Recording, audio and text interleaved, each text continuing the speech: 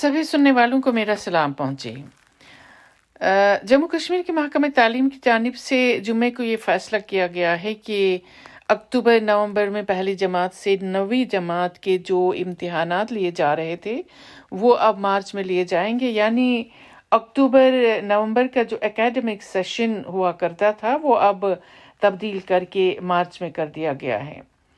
गो कि इस फैसले की कोई ठोस वजह नहीं बताई गई है, लेकिन समझा ये जा रहा है कि इसे भारत की मुख्तलिफ रियासतों के साथ मिलाकर यानी हम आहंग करके यूनिफॉर्म पॉलिसी मुरतब करने की जानिब पहला कदम है।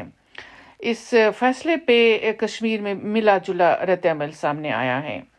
अगर इसका एक फ़ायदा ये है कि दूसरी रियासतों में मैट्रिक के बाद एडमिशन के लिए मार्च तक इंतज़ार नहीं करना पड़ेगा जैसा कि अभी तक हो रहा था, क्योंकि बच्चे कश्मीर में अक्टूबर से दिसंबर तक अपने इम्तिहानात से फारिग हुआ करते हैं।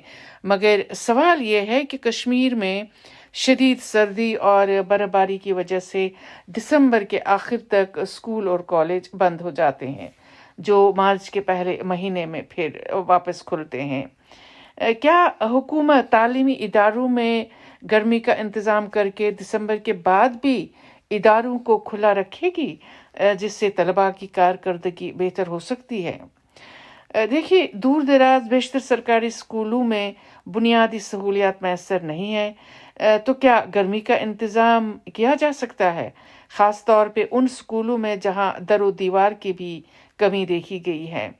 क्या शदीद सर्दी के इन हालात में बच्चों को स्कूल भेजा जा सकता है? ये सवाल 15 लाख स्कूली बच्चों का है, जिनकी तालीम तो ज़रूरी है, जिसमें कोई शक नहीं है, लेकिन कहीं उनकी सेहत मुतासिर न हो, इसलिए कि शदीद सर्दियां होती हैं और अगर सर्दियों में गर्मी का इंतज़ाम ना हो तो इससे सेहत पे असर पड़ सकता है। दूसरी बात ये कि क्या तालीमी इदारों या स्कूलों का जो अंदरूनी बुनियादी ढांचा है या असातिज़ा जो हैं, क्या उनको इसके लिए तैयार किया गया है, उनको पेशगी इसकी वार्निंग दी गई थी? और सबसे बड़ी बात ये कि क्या इस फैसले में वालिदैन, प्राइवेट तालीमी इदारे और सिविल सोसाइटी को एतमाद में लिया गया है? कहीं फैसला करने में उजलत तो नहीं की गई है? महकमा तालीम को इन सवालों के जवाब देकर बच्चों और उनके वालिदैन की तशफ़ी करनी होगी और फैसला साजी से पहले अवाम को मुतमईन करना होगा और बताना होगा कि इस फैसले के क्या फ़वाइद हैं और बच्चों की तालीम पे इस पे क्या असर पड़ेगा।